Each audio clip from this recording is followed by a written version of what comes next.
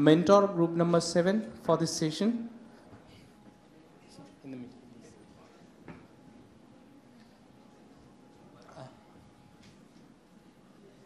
Yeah, no, please be seated in front. Sheena, please, because you can either sit on the sofas, but speaker wants you to sit on the 4 table only. He's having some plan for the session. He requested that. Yeah, so let's start session. I request Mr. Sudarshan to introduce our speaker for a day. Okay, Dr. Rene is the representative for the regional office of UN Industrial Development Organization.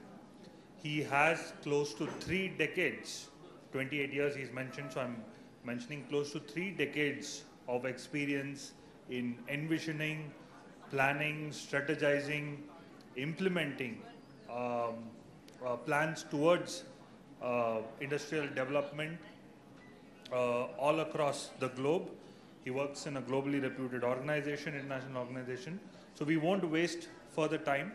The format of the session is such that Dr. Rene will make or share his initial thoughts with us, and then we'll open the floor for some discussion, and then towards the end, Dr. Rene will also help summarize the session. Thank you so much. Okay, thank you very much, and good afternoon, almost evening. So thank you very much to the India Foundation and the Ministry of External Affairs for putting this together.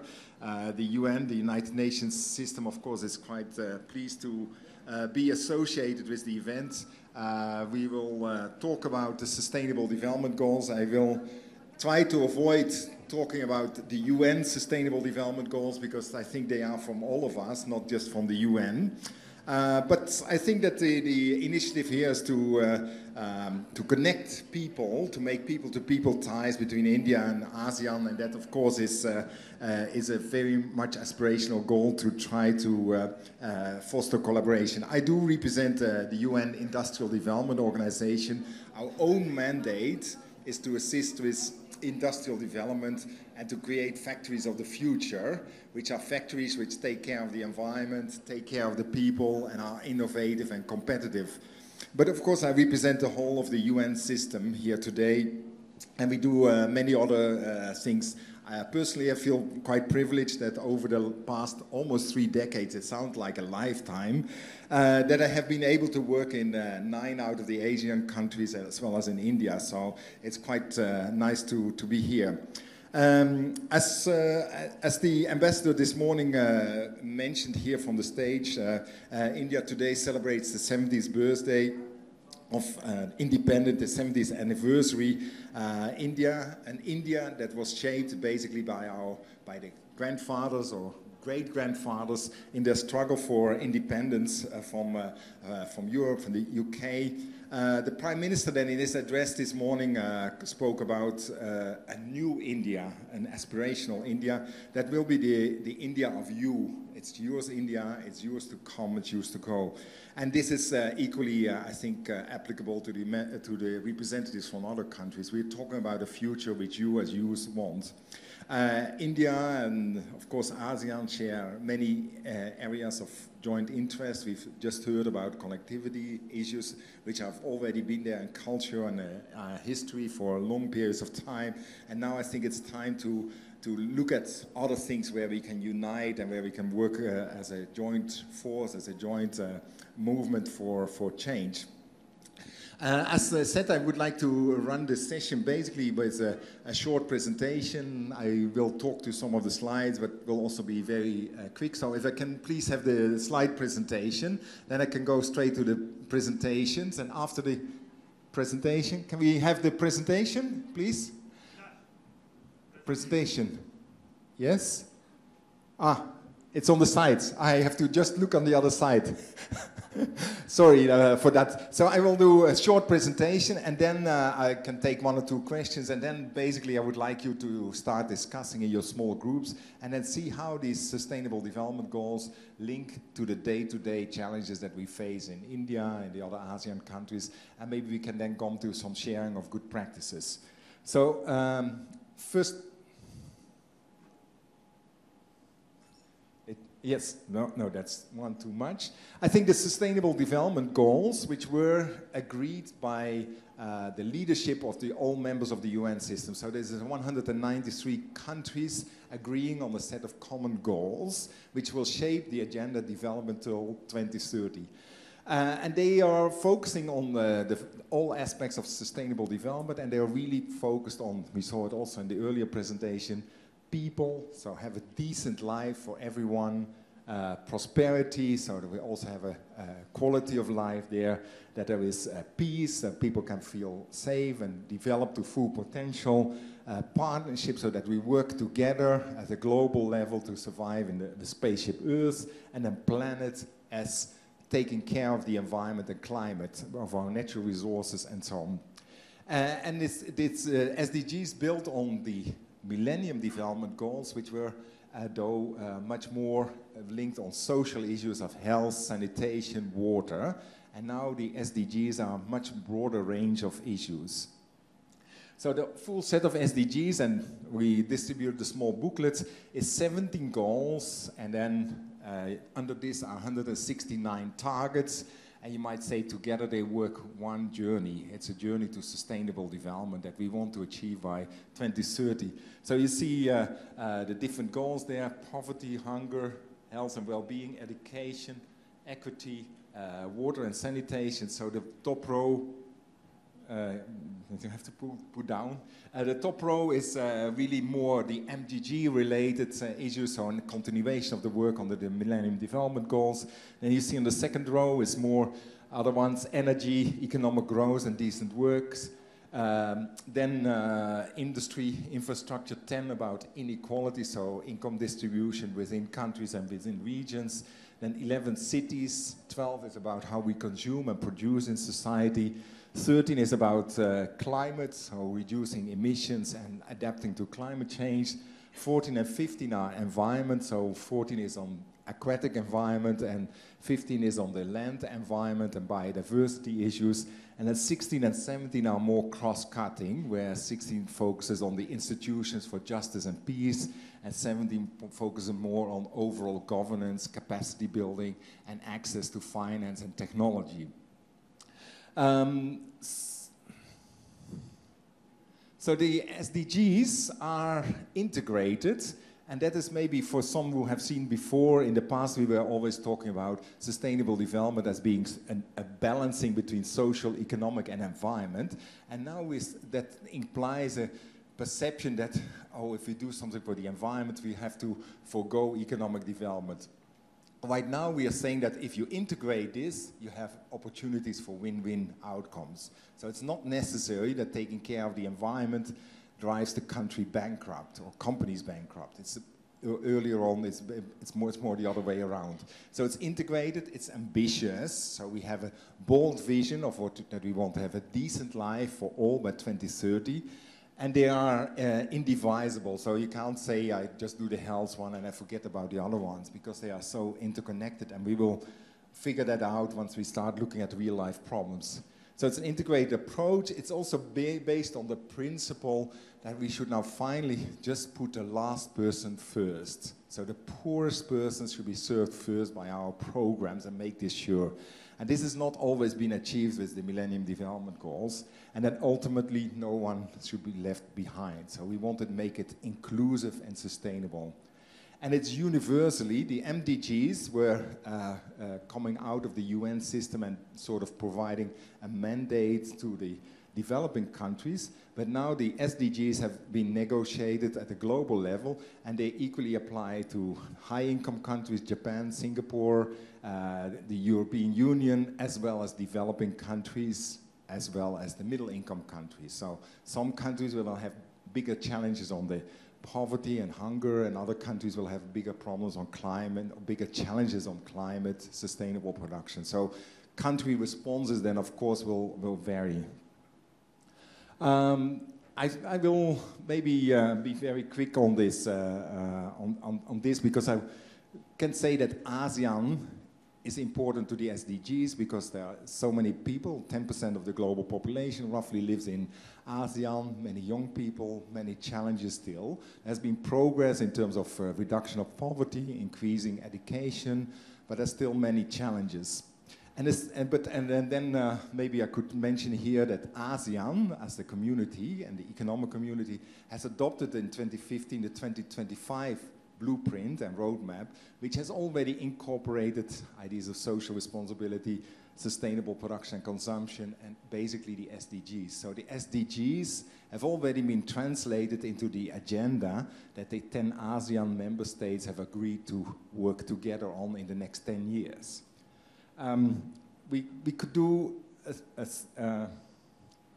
a similar argument that India, of course, is as a larger share of the population, still many development challenges. Despite economic growth, economic development, there are still many people still left behind, in that we say that more than 20% of the people are still living below the poverty line, and there is still quite high occurrence of malnutrition, and particularly among children, young children, which results in children being stunted or wasted, which essentially means that at 5 years of age they are underdeveloped, and it will be very difficult to catch up over life, or near impossible to catch up. So for those children to live a fulfilling life is an uphill battle in that sense. So we need to address those challenges.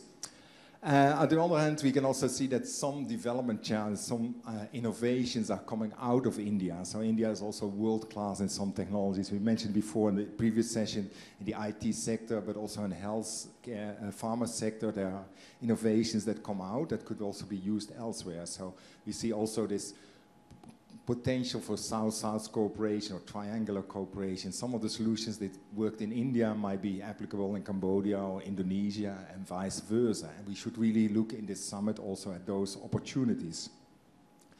So India has made a number of, under the current government of Prime Minister Modi, has made a number of, I would say, bold commitments around certain missions to try to focus the attention on the sustainable cities, on Swachh Bharat, which is on sanitation and waste management, housing for all. So there are firm commitments from the government to try to achieve progress on a larger scale in focused areas.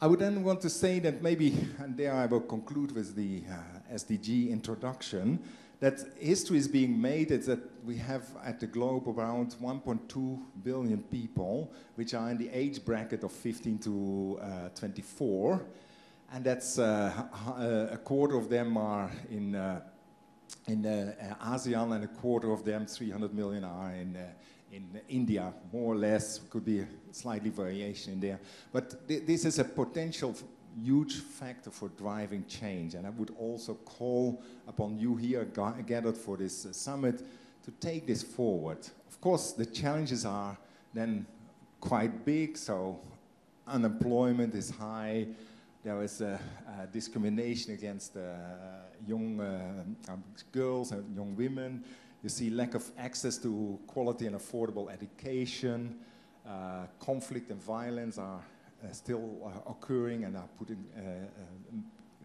young youth back.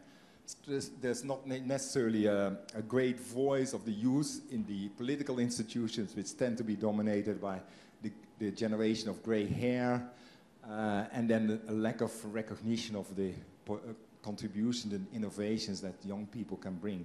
I think you are much better to talk about these issues because you would run into this on a day-to-day basis. I did 20 years ago. Now I'm on the other side of this equation. So we count on you as youth to advance also the Sustainable Development Agenda. And I think that young people are shaping the future, so it's your future. It will be yourself, your future life that will be shaped by it. It will be kids, your families, your other supports that will benefit from it. Also that we are seeing also at the international level that big innovations can come from young people. It's not the traditional approach that you needed to be a retired professor to be an inventor. Nowadays, many young people are coming up with innovations. And then, of course, the demographic dividends is there. You have in the region the young people, the old people are graying, aging populations are in Europe, in Japan, in the US. So the dynamic is certainly here. And for those who have had a chance to travel to Europe, you can see it on the street. There is a different dynamic going on. So I will finish here with my introductory presentation. Before we open for the group discussions, I would like to maybe give the opportunity for 2 or 3 questions, if there are any questions for clarification on the SDGs. Any questions at this point in time? Yeah, in the back.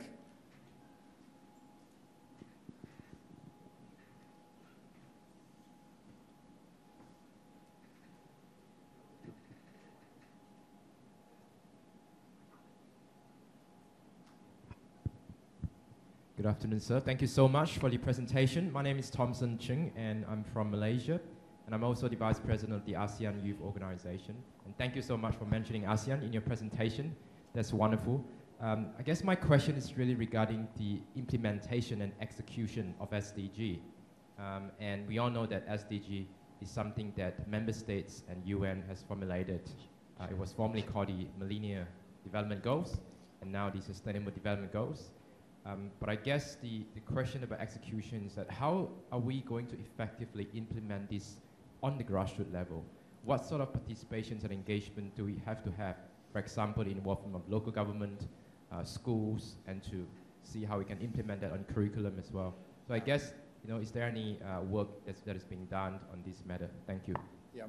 I mean, under the 169 targets, there's systems of indicators sitting there, and there's a mechanism. So there's a process of engaging the statistical institutions to measure progress. There is some evidence-based dashboards made for the countries to see where strengths and weaknesses are, so to help countries to proceed.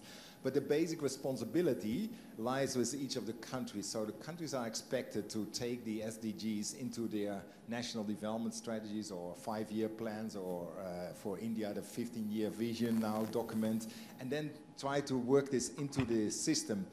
I think then this, of course, will not be like saying that, oh, here's the SDGs and now you figure out yourself. I think there will be a groundswell of change also happening, which we already see in the business sectors, that also international brands are saying we embrace the SDGs. We see that this is important, so we want our suppliers to be social and environmental compatible or responsible. So they will start to also force and say to producers of footwear in Indonesia or anywhere in the region, you can only supply to us if you comply with this environmental and social requirements, and that will push also the producers. And then I think that the other one is, of course, that the development partners have also lined up. So the UN system, you might have seen that there's quite a push that the UN system should gear up to support the countries. We have in each country where the UN operates, there's what is then called the UN country team, which is basically all the UN organizations that agree with the government on where can we support with pilot projects. So just, I don't know for each country exactly what is now the priorities, but there's a UN Sustainable Development Framework, which for the case of India has highlighted 8 areas where the UN can work with India. And then we have, of course, also the development finance and the financial institutions that are providing assistance. So I think there's no global law that can be enforced on this, but there is a groundswell of activities, and this is also where we would see that the youth movements are starting to work together, that academia will be empowered, that schools will start to talk about sustainability issues, and that we will see sustainability as to be in our so-called DNA of how we live and work together in the future. Yes, one more here.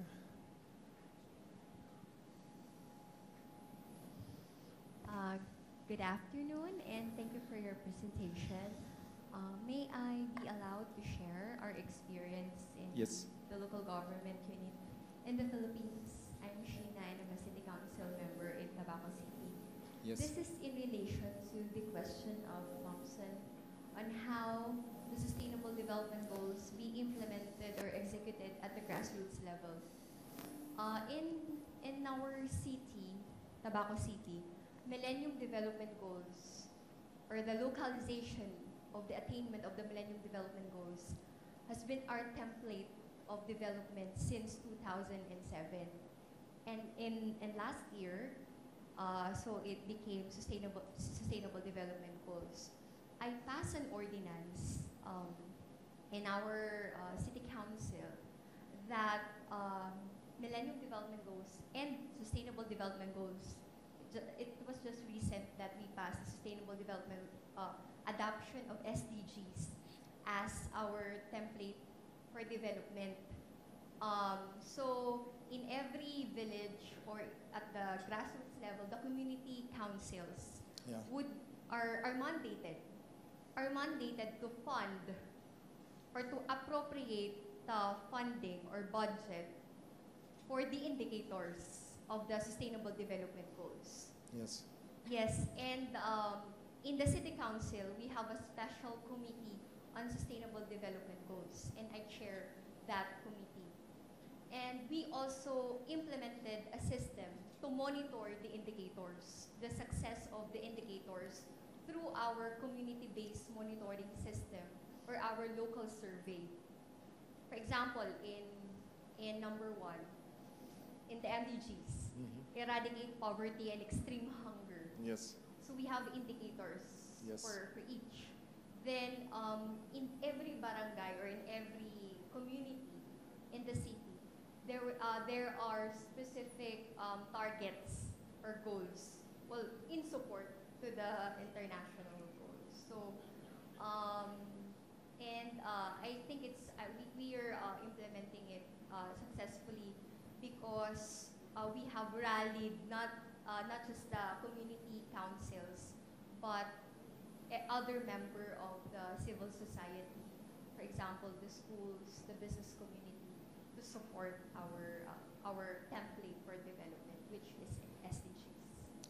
Okay, thank you very much for sharing that, and I think that's really as a good leading example of how you can percolate the SDGs back to city level, province level, sector levels and subsectors, and that is really the process which is now taking place. We are 1.5 years into the implementation of the SDGs, so 10% of the time is already gone, but I think that there is progress in different pockets. As the Secretary General referred recently, is that the progress is not even and not widespread, but there are things starting, and I think that is also quite a nice introduction to the task which I wanted you to engage with, and sorry for being short, because I think the talk around the tables will be most interesting. So I'll try to bring you back to maybe 4 tables is too optimistic, maybe 5 tables, and then we hand out some props. Can I have the slide presentation back for the last slide?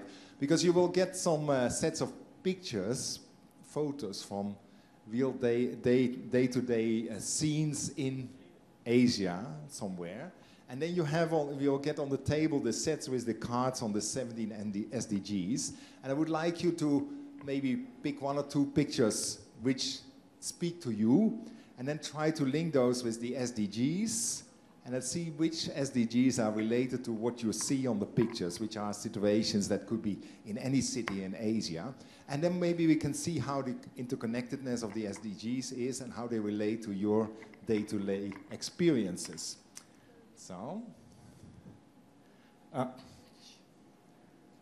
it's flipped out again. So, pictures, look at the SDGs, which SDGs are related, and then use that. We heard one example of sharing what could be done. Maybe you can share some of the experiences from your work, from your achievements that could then be done.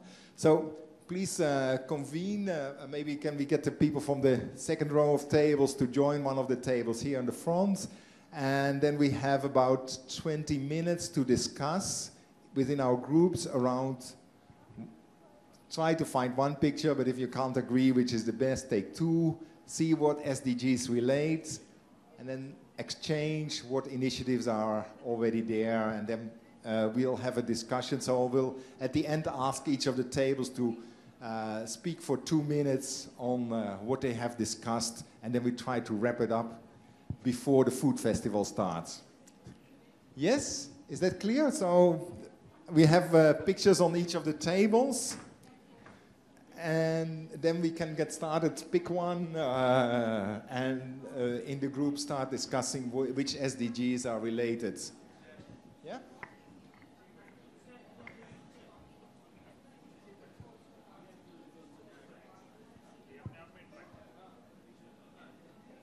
You maybe distribute and also join one of the tables because, yeah, any table, take a few chairs.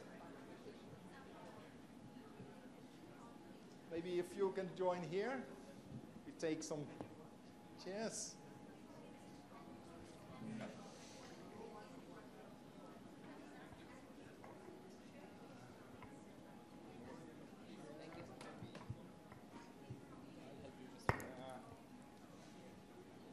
Maybe one more chair here.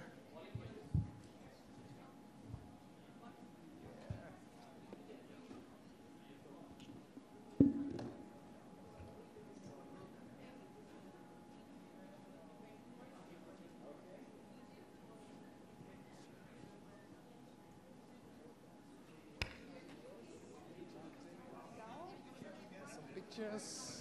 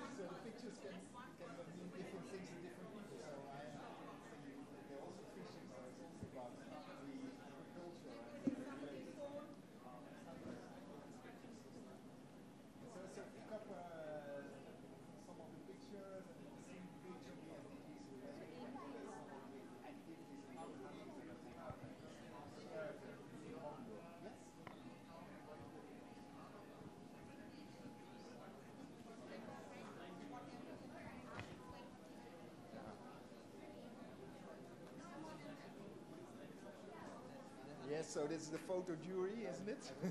What the jury? So take one and then work on the SDGs that are related.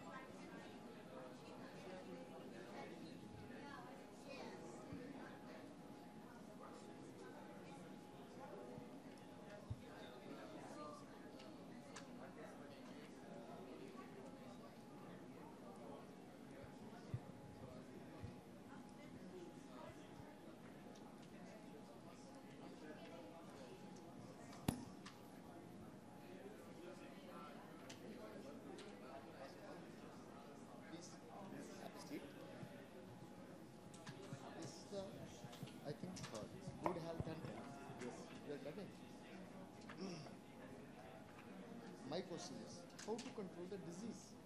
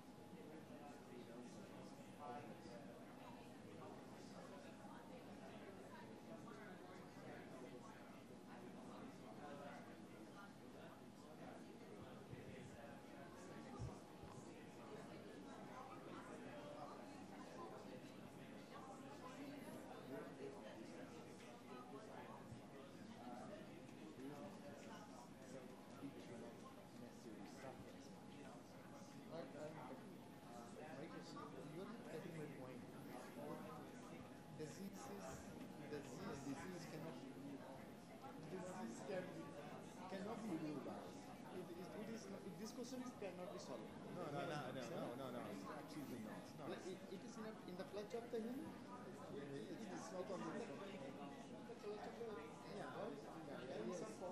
yes, and of course the economy is changing, the technology is changing. We can try to. I think what is important is to think about the burden of disease. So that people should suffer less. Even if they are sick.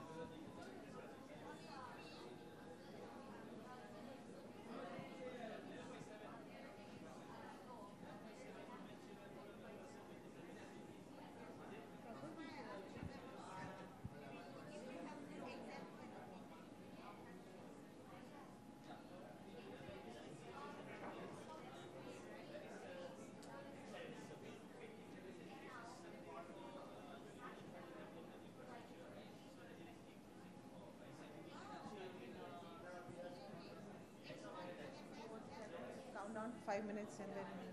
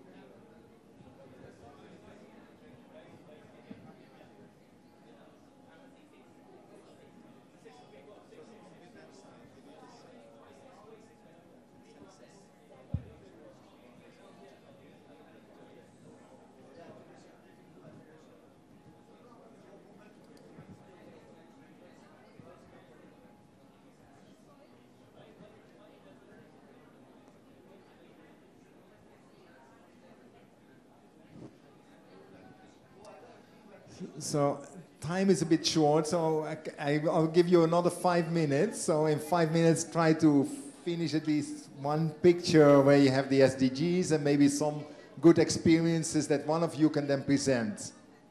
So 4.5 minutes more.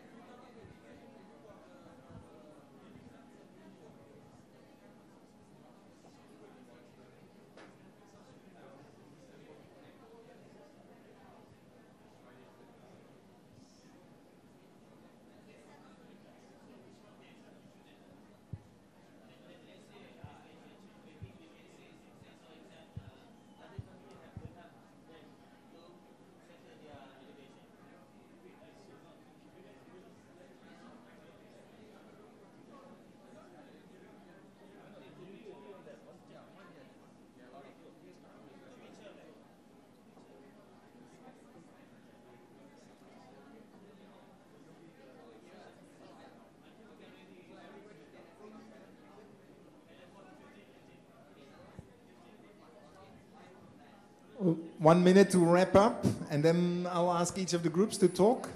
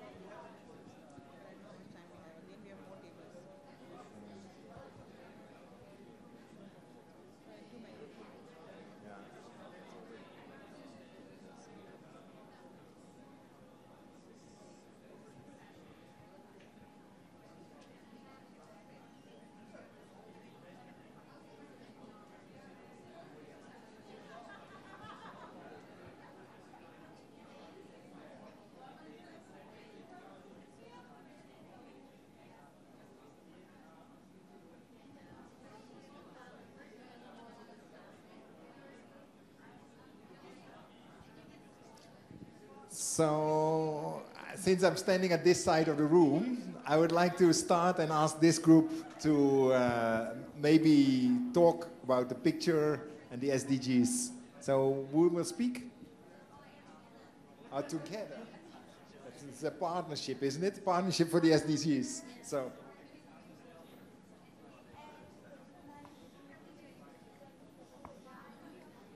Yes?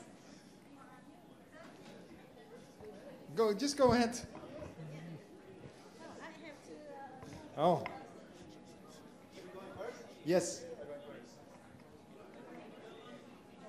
Yes, please. Can we have the attention? No, just talk.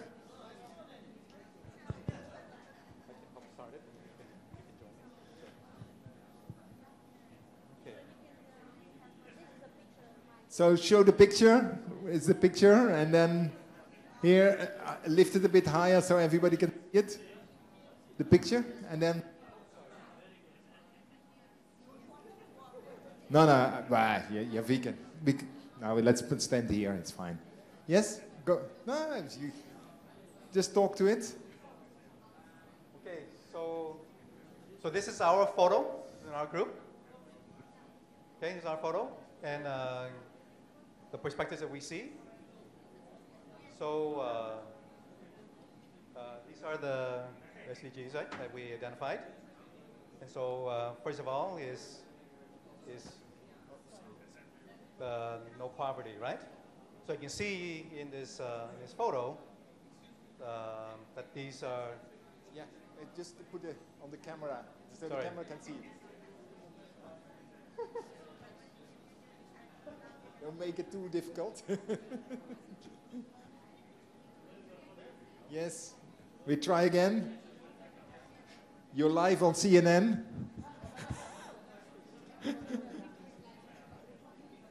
Okay. So in this photo, representing a few countries here, that we actually see 5 different right, the social issues. So the first one we're seeing that there's the poverty, right? The poverty. So the struggles that these kids actually have to strive to get a quality education. So number 4 here is quality education. We see that there's limited resources. The books, like one book here is being shared by two children. And you see also the clean, so the gender equality. And with the limited, I think the limited the resources. We're talking about the clean energy. So here they're using candles, right? So there is not enough, or actually, that could be used for solar energy. So solar energy during the day is recharging, and at night they're actually using the solar energy to provide the lighting. We also see that this is sustainable cities and communities.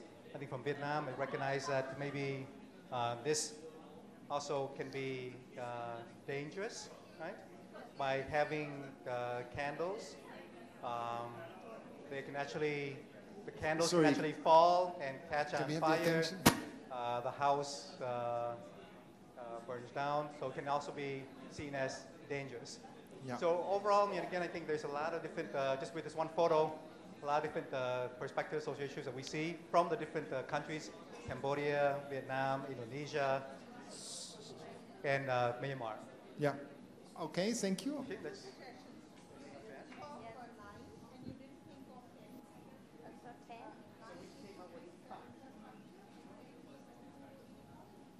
Yeah. But then, we are thinking about infrastructure as well. So. Yeah. okay, let's share. So I heard that you said we should share the experience from the country, right? Yes.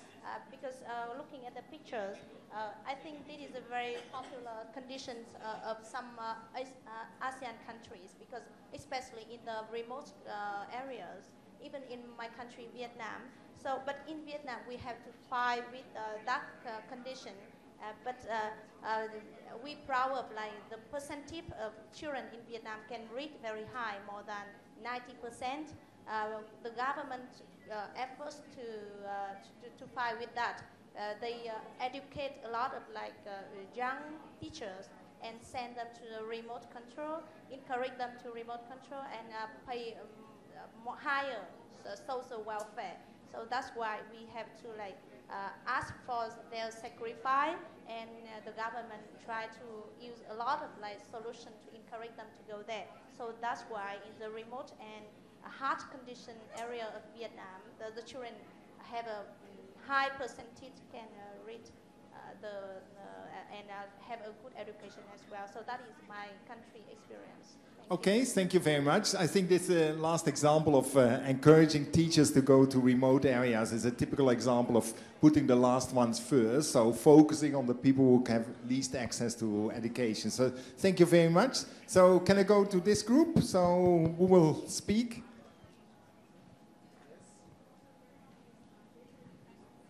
Okay, so our group has chosen this picture. So it's about okay, this picture. Okay. Okay, I think I better speak to the camera. See if it's okay for you. Okay. So what we can see in this picture is that it shows a natural disaster, maybe a tsunami or what, and it's been created havoc and people are all there. So some of the SDGs are chosen by our group. First is, okay, climate action. So it's quite clear, we can see that it's caused because of some of the climate action, because tsunami or any other natural disasters are formally one of the climate action. So we have to take just like some of the action. So what I can say about my country, Malaysia's participation in the climate action is we have chosen to carbon emission. We have signed in the Paris Agreement. So to decrease the carbon emission is our country. And second is, okay, life on land. Okay, one of the reasons why some of the natural disasters take place is that we are destroying our natural properties, just like trees, our mangrove forests, and this can really cause tsunamis to happen. So in Malaysia, it's a tropical country, and we are keep on to make sure we are conducting conservation efforts. We have few efforts like the National Forest Act that really protects these sites, not to be degraded or destroyed totally, but it must be sustainably harvested so it can be sustained for another future generation. Because if we can see in some development countries, they are just chopping off trees and let it be like nothing, no nature, only concrete building. So in our country, we are against that. But it's still a battle been happening because development versus conservation. I think it's not common. I think it's happening throughout the world. So that's it. Thank you. Thank you very much. So yeah, definitely natural disasters are a big challenge and they can wipe out development progress. And so we need a joint action, and this is in part also linked to climate and to mismanagement of natural resources, which adds to the impacts of climate change. So thank you very much for that. I think there would be more angles that could be added, but this is not an exercise. It's not an exercise at school. We are just trying to understand a bit of the different perspectives. So this group?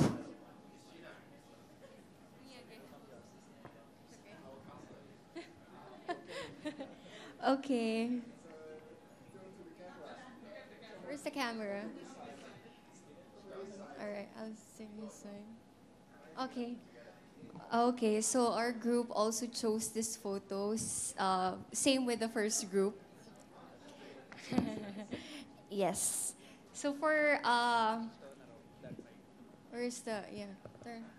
I don't know. Yeah, there. Hello. Okay. So it's clear that we have associated quality education with this photo. And as you can see, the kids are very eager to learn. Though there's no light, they have the candle. And we believe that they should be provided with updated books or good reference materials and school supplies. Speaking of school supplies, a good practice that we have discussed earlier in a locality, the reason for the high dropout rate in 2008 was the lack of school supplies of the kids, or the parents were unable to provide for these school supplies.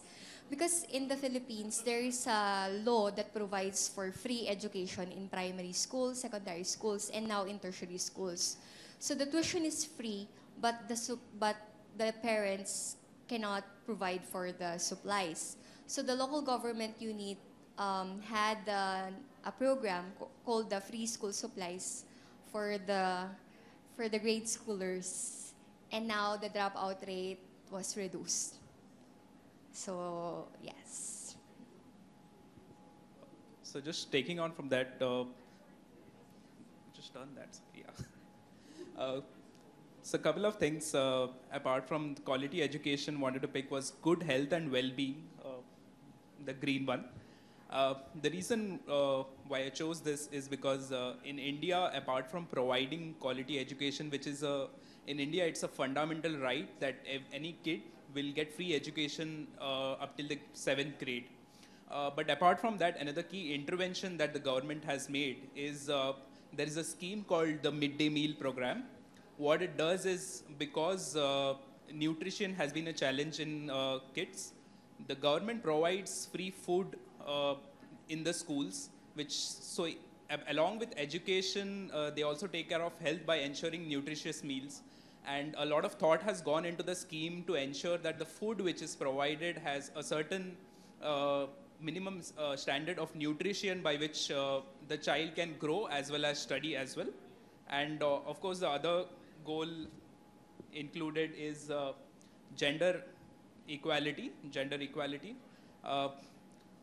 Education for girls has always been a challenge in several Southeast Asian countries, and if I had to refer to an example from India, girls are provided free education till graduation, and there are several schemes also initiated which encourage and incentivize families to ensure that the girl child is enrolled in the school.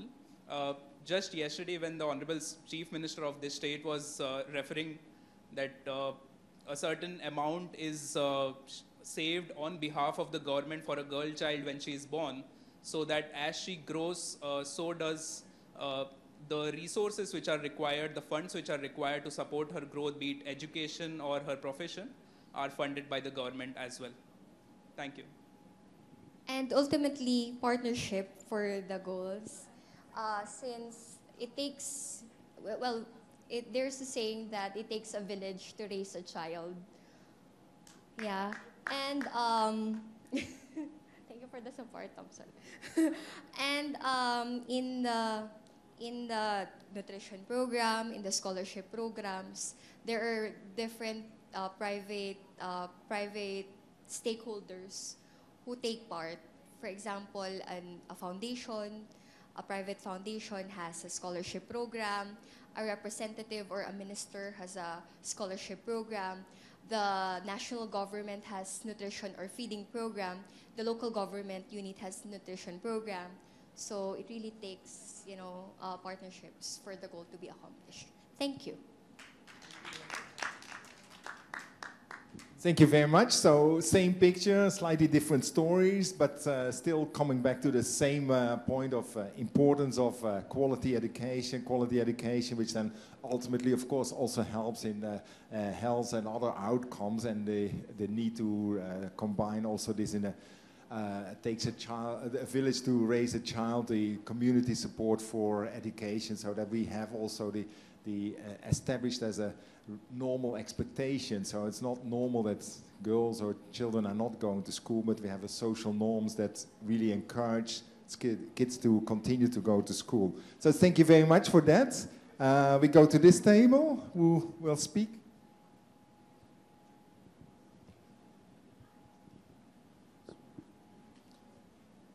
Hello everyone.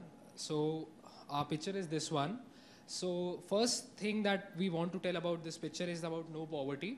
So my views and everything is like a cumulative view of Philippines, Brunei and India. So if you look into poverty, poverty is the base for all the SDGs. Poverty is the base, like since it has been placed on the #1 slot, looking at the importance of poverty. As you can see from the picture, this picture signifies the kind of poverty, and I would like to bring it to your notice that this picture is from India. So this is the kind of poverty that is prevalent in India, and the government, as of now, the government is taking bringing out policies, framing an immediate action plan so that they can provide these people who don't have a proper shelter, don't have better quality of food and all these things, so that they can tackle with this poverty. And recently, the United Nations have applauded India for actively looking into the Sustainable Development Goals, and to be more precise, it was this no poverty one. And the other one that we have selected is clean water and sanitation. So from this picture, we can see that we don't have clean water supply as well as sanitation for the people who are living there. So in this aspect also, if you talk about Brunei doesn't have this much like this poverty. If you talk about Philippines and India is somewhat very similar. So clean water and sanitation, the government of the Ministry of Health and the Ministry of Sanitation, we have a separate ministry for sanitation as well, and it is taking proper care that yes, in days come in like 2 years from down the line, we will achieve this one, like to some extent, to a significant we'll be able to bring about a significant change in the country if we look into clean water and sanitation. And then sustainable cities and communities. So now, as you look into this, if you look into this picture, sustainable cities and communities. So this picture is not like you don't have a single community. You don't have like the people here are not concerned about forming a community, forming a society, a better place to live. They just want something to cover, to have shelter and to have something over their head. So the government is trying to aware the people about the importance of this particular goal, sustainable cities and communities, and on how you as a citizen can contribute to achieve this one. Not only the government, but how you as a citizen can contribute to this one. And so this was about poverty, and this was our picture, which clearly signifies, actually, we just now shortlisted these 3. Earlier we had like 7, because as poverty being the base of all these problems, we just shortlisted this 3 one because of time. Otherwise, we would have like so many placards, so many placards about all these sustainable development goals. But yes, this picture is limited to all these 3. The more important one is this 3, and out of this 3, this one is the most important one. Okay, so thank you very much. I agree with most that yes, we could align this city's landscape with many of the other sustainable development goals on partnerships, sustainable consumption, energy, water, and so on. So that's true, and they are all interrelated. I though would disagree that this by definition is from India. I think there are many other locations where you could take this picture, unfortunately, and this is certainly the priority to address the slum areas. So thank you very much for that contribution. So we come to the last group. So, hi everyone. So my name is Azra and I'm from Singapore. Yeah, come on. So if you can see, this is okay. This is the picture we chose to talk about, and it's about. I think it's pretty obvious that this is about women's rights. Women empowerment, mostly because it looks like a women's march basically. So the first thing that we thought that this would lead to would be gender equality, because personally in Singapore, as a woman, as a female, I don't feel like there's much inequality among both genders. However, I do know that in many different ASEAN, Asian countries, or even in different parts of the world, there are quite a number of inequalities between the two genders. Next one would be to reduce inequalities within and among countries, and then quality education. Okay, this is very important to me personally as well, because with education, you will be able to understand the importance of human rights and why you deserve a right for your gender. So of course, I think education and empowerment come hand in hand together to, it comes hand in hand.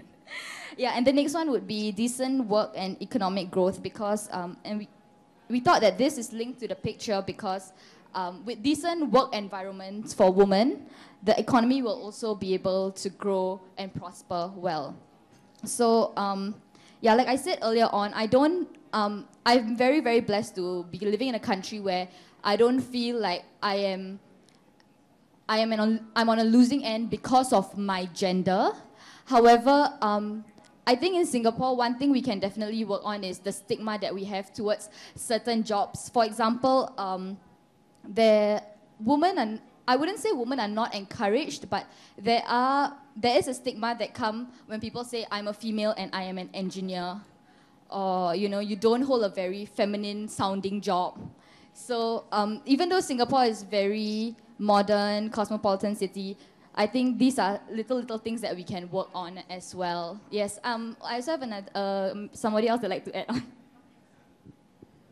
In India, as we talk for the women empowerment,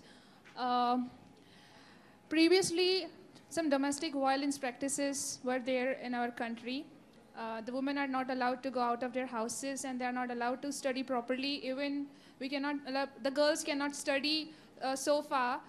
They are just made for the household works. But nowadays, as we are growing, now we are having that freedom that we can go outside, we can study, and we can be what we want. Actually, as our CM said yesterday in the session, that we are having a lot of, I think 50% reservation in administration, in politics. We can be the great leaders also. And domestic violence, there is a very bad law, means bad punishment for the domestic violence.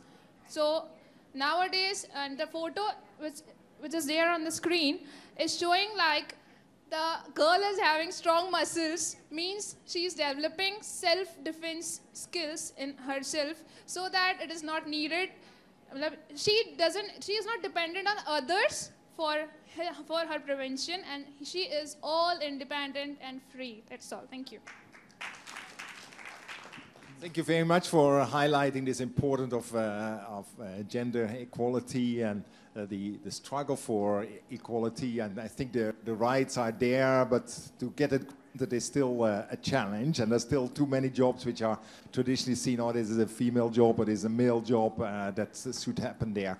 So this is a very important component, also very much linked to other elements of the SDGs. So I would like to maybe finish here. I think it was very much thank you to you for discussing these SDGs, engaging in looking at real-time, real-life experiences of so many millions of people in our areas, in our countries.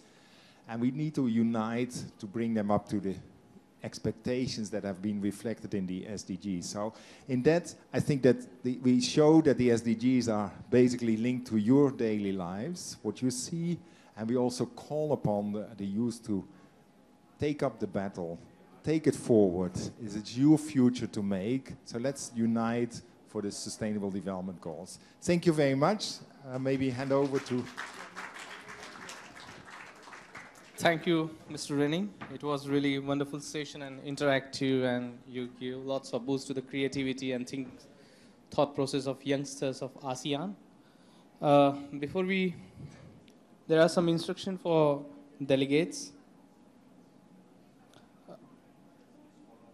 There's one correction. In previous session, they announced that optional visits to Van Vihar would be at 7:30. It will not be at 7:30. It will be at 6:30 a.m. tomorrow.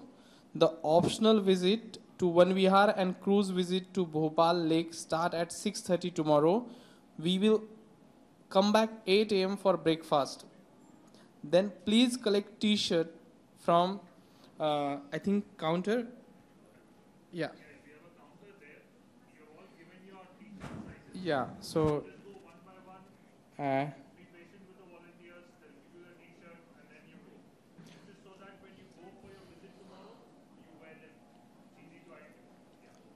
and also we'll have debriefing session 9 to 9:30, group wise debriefing session 9 to 9:30 at Darbar Hall, means at the same place. So after enjoying ASEAN Food Festival, I request all the groups to gather here at 9 p.m. sharp. Now I would like to request Deputy Director of India Foundation kindly give token of our love to Mr. Rene on the occasion of India ASEAN Youth Summit. Sir, it was really interactive session. Thank you. Please give him a big hand for such a great interactive session. So thank you very much.